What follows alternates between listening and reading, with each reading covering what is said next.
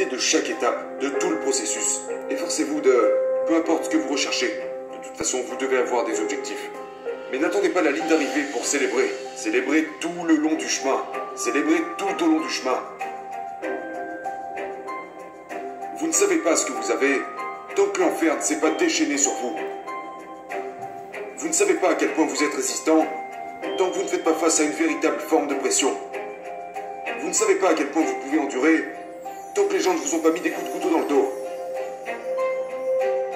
Vous ne savez pas à quel point vous êtes courageux tant que vous ne vous êtes pas retrouvé dans le feu, la lutte et les épreuves.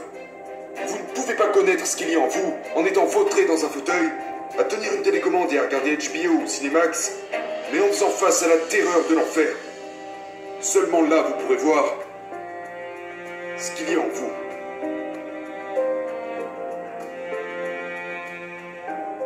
Très souvent, nous avons tous un minimum de talent dans un domaine. Mais ça ne veut pas dire que vous devez forcément y aller et faire cette chose. Vous devez comprendre que la vocation est à l'origine de l'alchimie qui existe au sein de la vie. Vous n'avez peut-être pas beaucoup de talent pour une chose, mais laissez-moi vous donner un exemple, parce que je suis en train de m'embrouiller là. Laissez-moi vous donner un exemple. J'ai du talent en tant que musicien. Je peux jouer du piano. Pas suffisamment pour être un maestro, mais j'ai un minimum de talent dans ce domaine. Ce qui ne veut pas dire que c'est ma vocation pour autant. Je dis souvent ça à mes enfants. Vous pouvez commencer à travailler sur quelque chose qui n'est pas la chose pour laquelle vous avez été créé. Mais c'est peut-être la chose qui vous mènera à celle pour laquelle vous avez été créé. Vous comprenez ce que je dis? Donc vous ne pouvez pas. Ne vous arrêtez pas là où vous êtes, comme si c'était votre destination, quand en fait, en réalité, ce que vous pensez être votre destination est peut-être ce qui vous transportera à la chose pour laquelle vous avez été créé. Vous devez posséder votre propre bonheur. Détachez-le des autres. Ce ne sont pas les autres qui feront votre bonheur. Vos enfants ne vous rendront pas heureux. Votre épouse ne vous rendra pas heureux. Une grande maison ne vous rendra pas heureux. Soyez propriétaire de votre bonheur. Tenez-vous responsable de faire toutes ces choses qui vous apportent de la joie dans votre cœur, indépendamment de la vie, des gens, de l'argent et tout ça. Parce que toutes ces choses ne vous apporteront pas nécessairement le bonheur. Vous devez prendre la responsabilité de cette paix et cette joie qui vit à l'intérieur de votre cœur et pas à l'intérieur de votre matériel.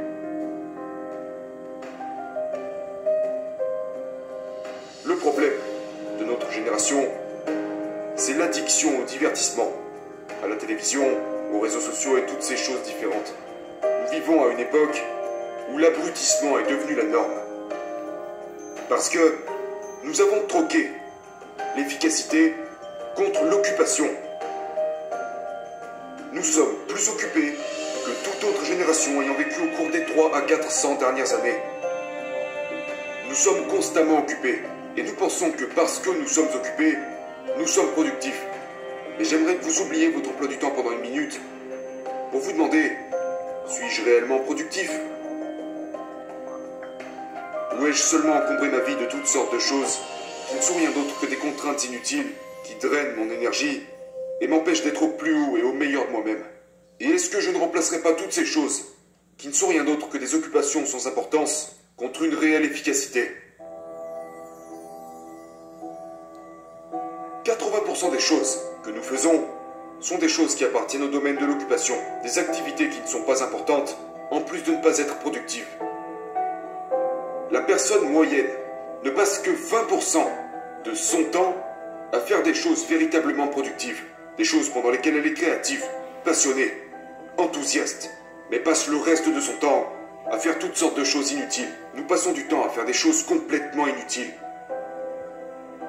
Maintenant, je me demande ce qui se passerait si nous prenions tous, chacun de notre côté, les 80% des choses que nous faisons, qui ne sont rien d'autre que des occupations sans importance, et les 20% des choses que nous faisons, qui sont vraiment productives, et que nous inversions ces chiffres, afin de consacrer 20% de notre temps aux choses que nous devons faire, et 80% de notre temps à la chose pour laquelle nous avons été créés. Je me demande ce qui arriverait à votre vie. Maintenant, pensez à ça une minute. Il y a beaucoup de choses que vous pourriez me prendre que je pourrais remplacer. Vous pourriez me prendre mon costume, j'en trouverai un autre. Vous pourriez me prendre ma voiture, j'en trouverai une autre. Vous pourriez me prendre ma maison, je trouverai une autre maison. Mais quand vous me prenez mon temps, vous me prenez quelque chose qui est totalement irremplaçable. Nous prenons toutes sortes de cours de gestion financière. Nous savons comment gérer notre argent. Nous savons comment gérer nos relations, notre corps. Nous savons faire toutes sortes de choses, sauf la plus importante, celle de valoriser notre temps. Vous avez besoin de 3 choses. Une vision, des objectifs et un pourquoi. Voilà ce que vous êtes. Vous êtes défini par votre vision, vos objectifs et votre pourquoi. C'est votre plan. C'est vos croyances. C'est ce en quoi vous croyez.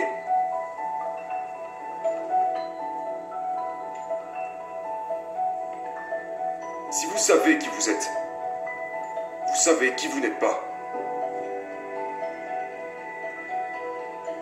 Si vous ne savez pas qui vous êtes, n'importe qui pourra vous attribuer une identité et vous vous transformerez en ce que ce n'importe qui voudra que vous soyez. C'est ce qui se passe pour la plupart des gens. Ils se laissent influencer par les gens de leur entourage et finissent par devenir ces gens.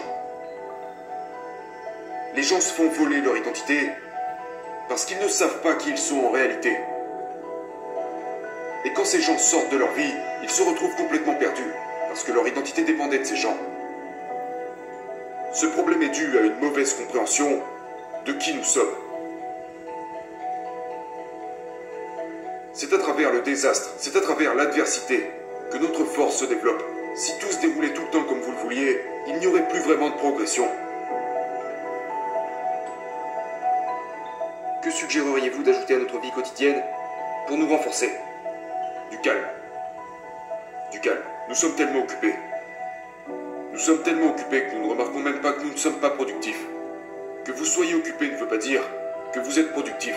La chose à propos du progrès que nous avons fait, comme le moteur à réaction, le smartphone, l'automobile, toutes ces choses que nous avons créées, les vaisseaux spatiaux, les gens ont tout, mais ils en oublient de penser. Aujourd'hui, tout va si vite. Et quand nous trouvons du temps libre, on va sur Twitter, Facebook, tout ça, c'est la mort de la créativité. Et je mets les gens au défi de revenir à la méditation. Et si vous êtes croyant, de revenir à la prière. Et si vous n'êtes pas, restez juste immobile. Et videz-vous la tête. Appuyez sur le bouton de réinitialisation. Coupez-vous de tout ça. Déconnectez-vous du monde. Et vous serez surpris de ce que vous pourrez entendre quand vous vous taisez.